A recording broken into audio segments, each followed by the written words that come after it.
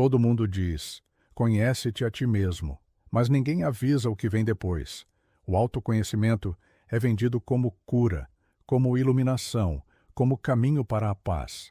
Mas a verdade é que nem toda descoberta traz liberdade. Algumas verdades machucam, outras te arrastam, e há revelações que abrem feridas tão profundas que você preferiria nunca ter aberto aquela porta. Neste vídeo, vamos atravessar esse território sombrio. Jung nos alertou que a luz só nasce quando você encara sua sombra. Nietzsche nos lembrou que a verdade pode esmagar quem não está preparado para sustentá-la. E Sêneca ensinou que, sem autodomínio, até o autoconhecimento se torna um veneno. Então, cuidado. Esse vídeo não é sobre se sentir bem. É sobre encarar o que você é e pagar o preço por isso. Porque o autoconhecimento é um caminho que pode te salvar. Mas primeiro, ele vai te despedaçar. Parte 1. A ilusão romântica do autoconhecimento. Vivemos em uma era onde todo mundo quer se conhecer. É bonito dizer que está em processo de cura, em desconstrução, em expansão de consciência. Mas por trás desse discurso bonito, muitas vezes existe uma fuga, uma tentativa de transformar o autoconhecimento em conforto emocional. Só que ele não é. O autoconhecimento de verdade não alivia. Ele confronta, não te deixa mais leve. Ele te mostra tudo o que você tentou esconder, seu orgulho, sua vaidade, seus medos, seu ego ferido, seus desejos que você tem vergonha de assumir. A maioria quer o autoconhecimento como caminho de poder, quer controlar a mente, ter clareza, entender as próprias emoções. Mas o que quase ninguém espera é que, ao olhar para dentro, você não vai encontrar apenas luz. Vai encontrar tudo aquilo que você escondeu até de si mesmo. E talvez por um bom motivo. Jung já dizia: quem olha para fora, sonha. Quem olha para dentro, desperta. Mas o despertar é brutal. É como sair de um sonho onde tudo fazia sentido e acordar em um quarto escuro onde você não sabe onde está nem quem é. Esse é o início da jornada. E é por isso que muitos desistem, porque descobrir a si mesmo é começar a perder a si mesmo. Parte 2. A sombra de Jung. Quando o que você descobre te assusta, Carl Jung nos ensinou que dentro de cada um de nós existe uma parte rejeitada, escondida, negada. A sombra. Ela carrega tudo aquilo que você não quis ver em si. Os desejos inconfessáveis, os impulsos agressivos, os ciúmes, as fraquezas, o ego ferido, o orgulho disfarçado de bondade. A sombra é tudo aquilo que o seu ego empurrou para o porão na tentativa de parecer uma boa pessoa, um ser elevado, um eu socialmente aceitável. Mas quando você começa a se conhecer de verdade, não dá mais para manter essa ilusão. O que estava escondido começa a emergir. E o problema não é só ver isso. O problema é perceber que aquela parte escura também é você. Que o monstro que você julgava nos outros habita em você. E é aí que muita gente quebra, porque o ego não quer perder o trono. Ele não quer admitir que você pode ser, ao mesmo tempo, luminoso e obscuro.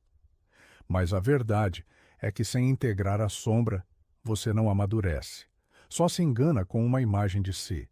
Jung dizia que o processo de individuação, o verdadeiro autoconhecimento, exige atravessar essa escuridão, e não para destruí-la, mas para integrá-la.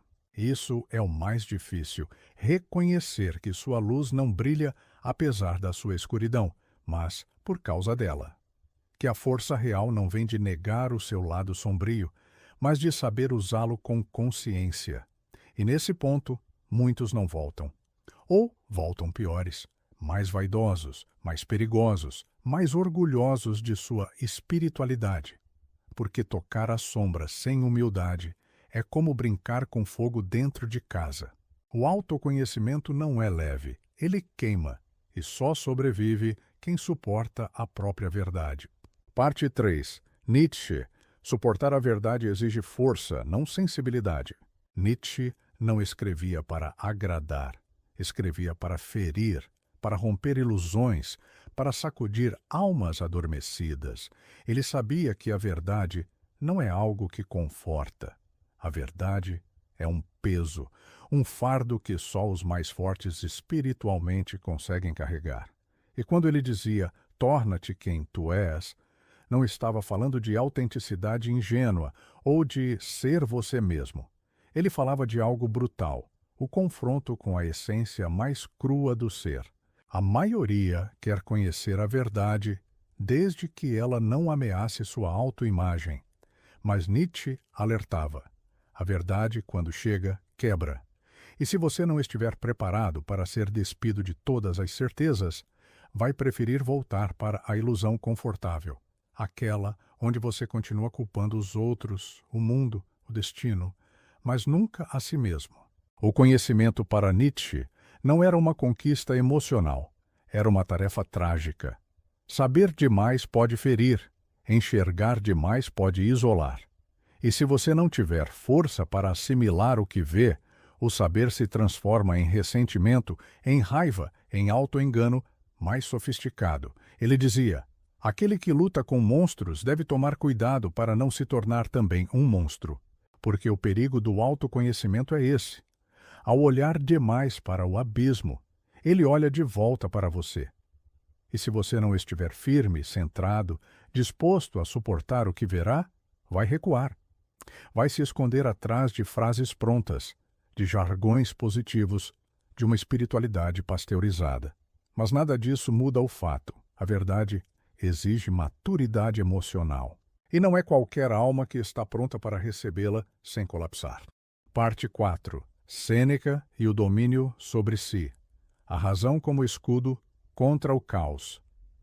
Diante do caos interior revelado pelo autoconhecimento, o estoico não se desespera. Ele se estrutura. Sêneca, um dos mais lúcidos filósofos do estoicismo, compreendia que a mente humana pode ser um campo de batalha, mas que o homem, mesmo diante da dor, da dúvida e do medo, pode se manter de pé, se cultivar governo sobre si. Enquanto Jung e Nietzsche nos mostram a profundidade do abismo, Sêneca nos entrega a ponte, o domínio racional sobre os impulsos, as paixões, os medos e as fantasias. Para Sêneca, conhecer-se não é apenas mergulhar, é emergir com clareza. É observar os próprios pensamentos sem ser arrastado por eles. É não fugir da dor, mas também não se afogar nela. A razão, nesse processo, é mais do que pensamento lógico. É um tipo de espada interior, capaz de cortar ilusões, controlar emoções e manter a alma ancorada mesmo quando o mundo desmorona. Não se trata de suprimir sentimentos, mas de saber colocá-los no lugar certo. Não se trata de ignorar o sofrimento, mas de não permitir que ele te destrua. Sêneca sabia que muitos homens inteligentes eram também profundamente frágeis, porque tinham acesso à verdade, mas não tinham estrutura para suportá-la. E por isso ele dizia: o verdadeiro bem não está fora, mas na alma que sabe dominar a si mesma. Sem esse domínio, o autoconhecimento se torna exposição pura. Você vê, entende, sofre, mas não age.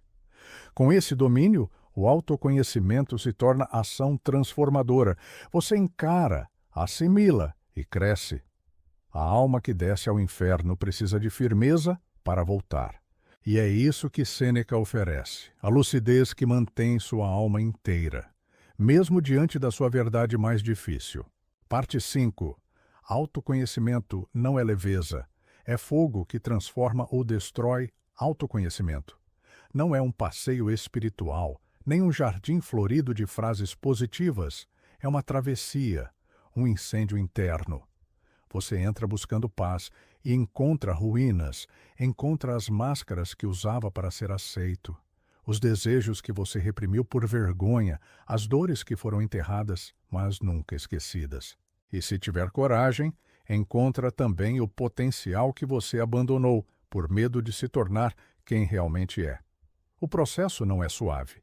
Ele exige que partes suas morram, que ilusões caiam, que verdades se imponham mesmo quando machucam. Nietzsche nos alertou: a verdade pesa. Jung nos avisou: a sombra te assusta. E Sêneca nos ensinou: a razão é a sua única defesa contra o colapso. Autoconhecimento verdadeiro não te transforma em luz. Ele te mostra que a luz só nasce do atrito com a escuridão, e esse atrito dói. Mas é esse fogo que purifica.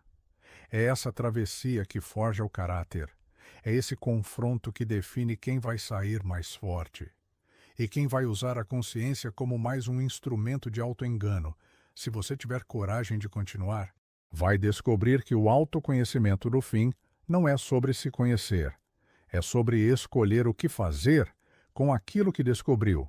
E essa escolha é o que separa os que despertam dos que se perdem.